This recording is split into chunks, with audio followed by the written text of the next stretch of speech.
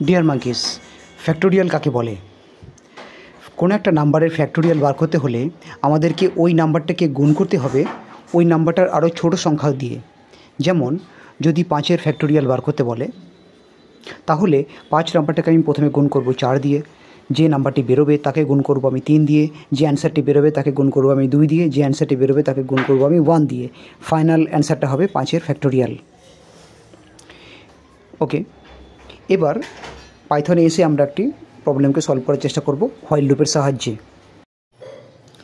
প্রথমে প্রশ্নটা টাইপ করে নেব, how to calculate factorial of a given number. এবার কোন নাম্বারে ফ্যাক্টোরিয়াল বার করব সেই উত্তরটা আমরা ইউজারের থেকেই নেব, সেই প্রশ্নটা আমরা ইউজারের কাছ থেকেই নেব। চলো প্রথমে প্রোগ্রামটা আমি লিখে নিচ্ছি, তারপরে প্রোগ্রামটা লাইন বাই লাইন তোমাদেরকে বুঝিয়ে দিচ্ছি।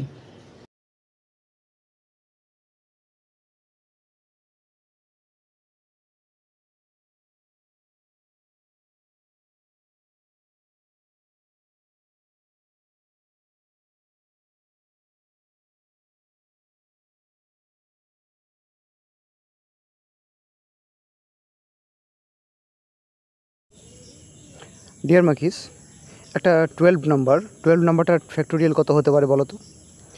দেখলে হয়তো তোমরা চমকে যাবে। দেখো কত বড় নাম্বার। অথবা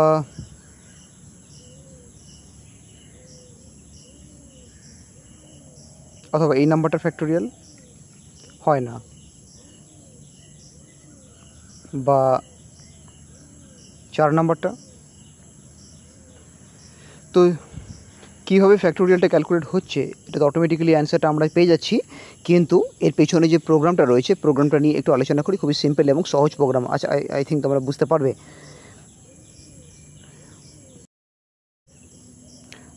দেখো প্রোগ্রাম শুরু তো হচ্ছে এই লাইনটা থেকে, একদম প্রথমের এই লাইনটা থেকে, যেখানে আমি ইউজারের কাছ থেকে একটি নাম্বার চেয়ে নিচ্ছি। সেই নাম্বারটা একটি ভেরিয়েবলের মধ্যে স্টোর হবে। ভেরিয়েবলটার নাম আমি রেখেছি নাম্বার। তো নাম্বার ভেরিয়েবল মধ্যে মনে মনে ধরে নিলাম ইউজার ওখানে 4 নাম্বারটা দিয়েছে। তো সঙ্গে সঙ্গে প্রোগ্রাম নিচে আসবে, এসে ফ্যাক্টোরিয়াল নামে আরেকটি ভেরিয়েবল আমি তৈরি করেছি। দেখো এইটা। তো এখানে আগে থেকে আমি 1 নাম্বারটা স্টোর করে নিয়েছি, কারণ এর থেকে মিনিমাম নাম্বারের উপর ফ্যাক্টোরিয়াল ক্যালকুলেট করা যায় না। নেক্সট হোয়াইল লুপকে আমরা চালিয়েছি। হোয়াইল লুপ চেক করে দেখছে একটি কন্ডিশন, আর কন্ডিশনটা হচ্ছে 0 থেকে বেশি নাম্বারে আছে কি না। অবভিয়াসলি আছে, নাম্বার ভেরিয়েবলে এই মুহূর্তে 4 আছে, আর 4 0 থেকে বেশি হয়। কন্ডিশন পাস করার দরুন কি হলো, ফ্যাক্টোরিয়াল ভেরিয়েবলের সাথে যোগ হলো নাম্বার ভেরিয়েবলের মধ্যে থাকা নাম্বারটি। ফ্যাক্টোরিয়াল ভেরিয়েবলের মধ্যে আগে থেকে 1 ছিল, নাম্বার ভেরিয়েবলে ছিল 4।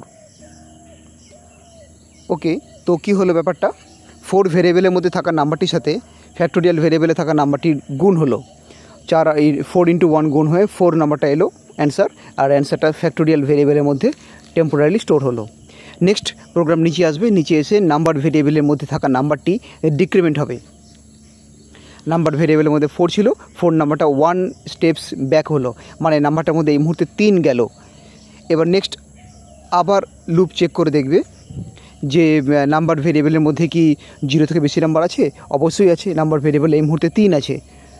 তো প্রোগ্রাম আরেকবার নিচে আসবে, নিচে এসে নিচের যে লাইনটা অর্থাৎ হোয়াইল লুপের বডির মধ্যে যেটা রয়েছে, যে তোমার 3 নাম্বারটার সাথে আর ফ্যাক্টোরিয়ালের মধ্যে আগে থেকে যে নাম্বারটা ছিল 4, এই দুটো মাল্টিপ্লাই হবে, আর মাল্টিপ্লাই হয়ে যে অ্যান্সারটা এলো সেই অ্যান্সারটা স্টোর হলো ফ্যাক্টোরিয়াল ভেরিয়েবলের মধ্যে টেম্পোরারিলি।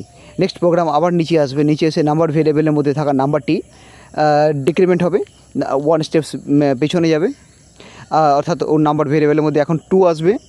নেক্সট আবার কন্ডিশন চেক করবে, আবার কন্ডিশন পাস করবে, এবং নাম্বার ভেরিয়েবলের মধ্যে থাকা নাম্বারটি মানে 2টার সাথে ফ্যাক্টোরিয়াল ভেরিয়েবলে থাকা লাস্ট নাম্বারটির গুণ হয়ে যাবে। গুণ হয়ে সেটা আবার ফ্যাক্টোরিয়াল ভেরিয়েবলের মধ্যেই স্টোর হয়ে যাবে।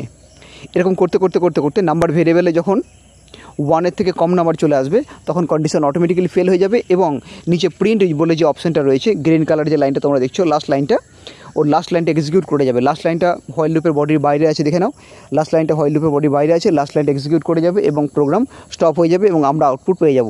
ঠিক এইভাবেই ফ্যাক্টোরিয়াল ক্যালকুলেট হচ্ছে এবং এই প্রোগ্রামটা একটা ফ্যাক্টোরিয়াল ক্যালকুলেট করে আমাদেরকে অ্যান্সার দিচ্ছে। হোয়াইল লুপের সঙ্গে রিলেটেড অন্য কোনো একটি সমস্যা নিয়ে আলোচনা করব। ধন্যবাদ।